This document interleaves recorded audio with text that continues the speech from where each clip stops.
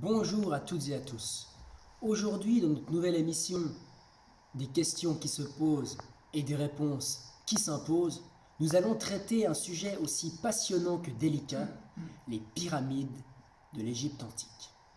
Si certains préfèrent traiter le sujet avec un peu de légèreté, comme par exemple Jamel Debbouze dans le fameux film Astérix et Obélix Mission Cléopâtre, d'autres le traitent d'une manière beaucoup plus sérieuse, et notamment des scientifiques qui parlent d'une activité humaine colossale pour construire ces pyramides, mais d'autres, détracteurs, pensent que cela est impossible pour plusieurs raisons. Alors qui a raison? Comment démêler le vrai du faux? Nous allons le voir aujourd'hui dans Des questions qui se posent et des réponses qui s'imposent. Pour ouvrir ce débat, nous avons l'immense chance d'accueillir Loris Tamaro d'Estavayer-le-Lac. Pour ceux qui ne le connaîtraient pas encore, Loris Tamaro, c'est un homme qui possède un doctorat qu'il a lui-même certifié. Donc c'est le premier homme à avoir eu un doctorat en autodidacte. Le thème de son doctorat, la théorie des complots de l'Égypte antique. Imposteur pour certains, génie accompli pour d'autres, surtout pour lui. Découvrons Loris Tamaro ensemble. Salut à tous, c'est Loris Tamaro. J'ai un doctorat en complot. Ça veut dire qu'en fait, je suis très intelligent. Pour vous expliquer, en fait, là, on va parler des pyramides. Moi, je sais beaucoup de choses sur les pyramides. D'ailleurs, je sais quand elles ont été construites. Elles ont été construites environ à l'an 0. C'est quand il y avait encore Jésus. Jésus, c'est quoi? C'est un être qui descend des dieux. Et puis, moi, je vais vous parler de la pyramide de Khéops. C'est presque écrit ça. Pas lettre pour lettre, mais presque. Alors cette pyramide, elle est très très haute. Elle fait 150 mètres de haut.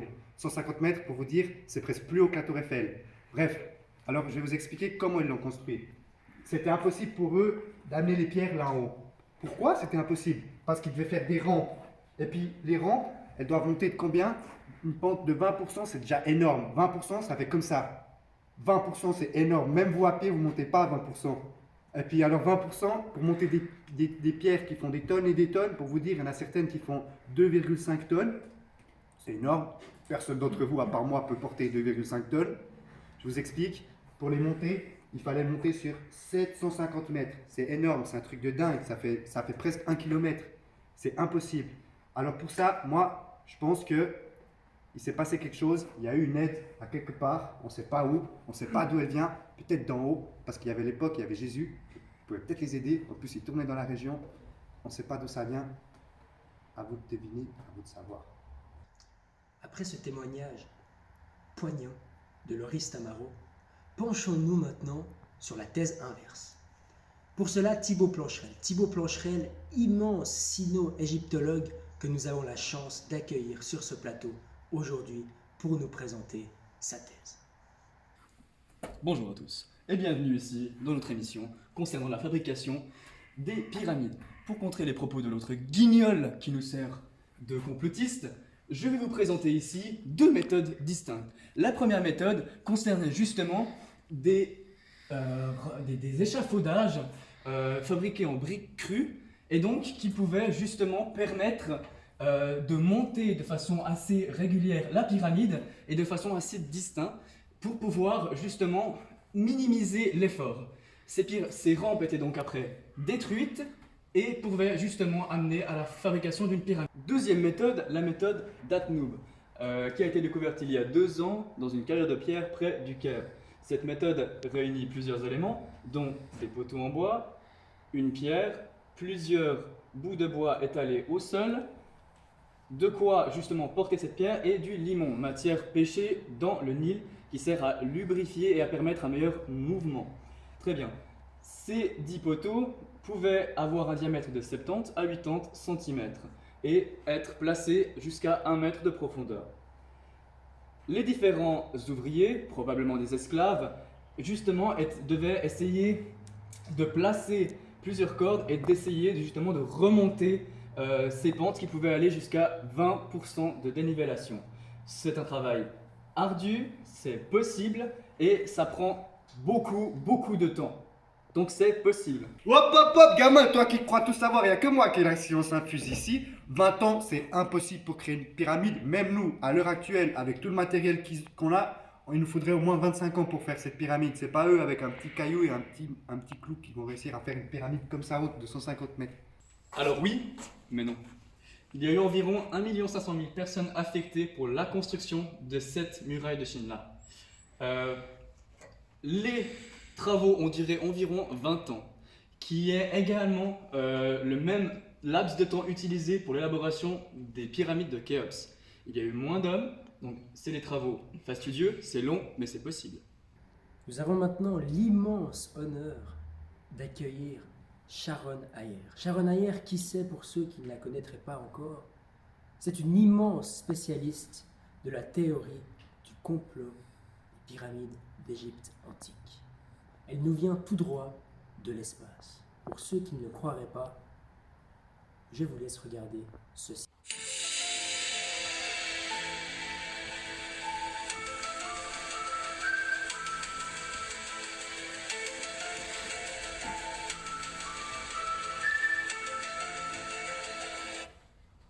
Bonjour à tous, Sharon Ayer, grande spécialiste du complot.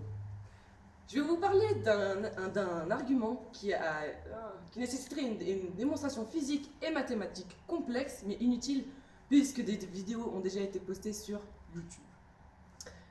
Prenons en compte que le fait a été vérifié et est vérifiable. Ce sera plus simple pour tout le monde. Ces calculs démontrent que la grande pyramide de Gizeh a été construite avec des dimensions faisant sans cesse référence à des valeurs ou des nombres spécifiques et inconnus à leur époque, comme la coudée royale, mesure utilisée pour leur construction de monuments, le nombre pi et le nombre phi.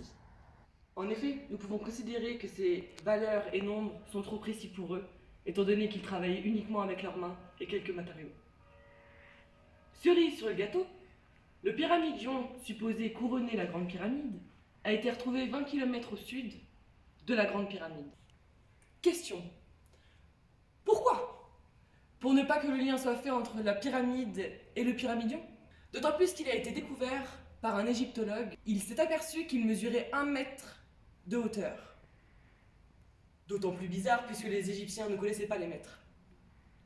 Certains ont sûrement été dérangés par toutes ces dimensions significatives. Pour clore ce débat, qui d'autre que l'immense Isaac Monin, que je remercie encore une fois d'avoir accepté mon invitation. Isaac Monin, c'est un égyptologue, notamment auteur de l'immense best-seller L'Égypte, quand, quoi, où et surtout comment. Isaac Monin, nous l'avons en direct de la tombe de Toutankhamon pour, je l'espère pour lui, enfin vous convaincre quant à la véracité des constructions des pyramides de l'Égypte antique. Bonjour. Effectivement, c'est moi, Isaac Monin, un archéologue de renom. Vous me connaissez de toute façon, bien évidemment, parce que je suis tellement célèbre. Voilà, je vous retrouve ici en direct de mon dernier chantier de fouille. Je fais ça sur mon temps libre, parce qu'évidemment, j'ai beaucoup d'autres activités avec tous mes livres et le tome 2 de l'Égypte, quoi, quand, comment, pourquoi, qui va bientôt sortir. Je vais maintenant revenir très brièvement, sans perdre trop de mon temps précieux, sur les propos de ma soi-disant collègue complotiste Sharon Ayer, des propos qui pour moi en tant que scientifique sont absolument aberrants et sans aucune valeur scientifique. Alors, apparemment, on trouve dans la pyramide de Khéops, rappelons-le parce qu'elle ne l'a pas précisé, datée environ à moins 2500 avant Jésus-Christ, des nombres encore inconnus à l'époque des Égyptiens. Alors, premièrement, qu'est-ce qu'on en sait? Parce que les Égyptiens de cette époque-là, il en reste 0. Donc on n'a pas pu leur demander. Enfin bref, des nombres comme le nombre pi, le nombre phi, c'est un hasard. C'est un hasard probable. Écoutez, prenez un compas. Le compas est l'instrument de géométrie un des plus simples et des plus anciens découverts par l'homme, connu bien avant la construction des pyramides. Un compas permet de tracer un cercle. Et dans un cercle, vous avez le nombre pi. Est-ce que le premier homme qui a tracé un cercle avec son compas savait qu'il dessinait le nombre pi? Non. Mais si je retrouve ce cercle, je peux y trouver le nombre pi. Les chiffres, on peut leur faire dire ce qu'on veut. Et d'ailleurs, il me revient maintenant en mémoire que Madame Ayer a oublié de préciser une chose, c'est que la hauteur totale de la pyramide de Khéops vaut, avec un degré d'erreur d'à peu près 0,25%, 1000 fois la hauteur du nouvel iPhone 12. Or, les Égyptiens ne connaissaient pas encore l'iPhone 12. Ça, je pense que tout le monde est d'accord. Ne croyez pas les complotistes qui vous disent des choses aberrantes, qui font parler des chiffres auxquels on peut tout faire dire et qui ne vont pas eux-mêmes sur le terrain pour faire des vérifications. Croyez les scientifiques. Les scientifiques ont la connaissance vraie. Merci.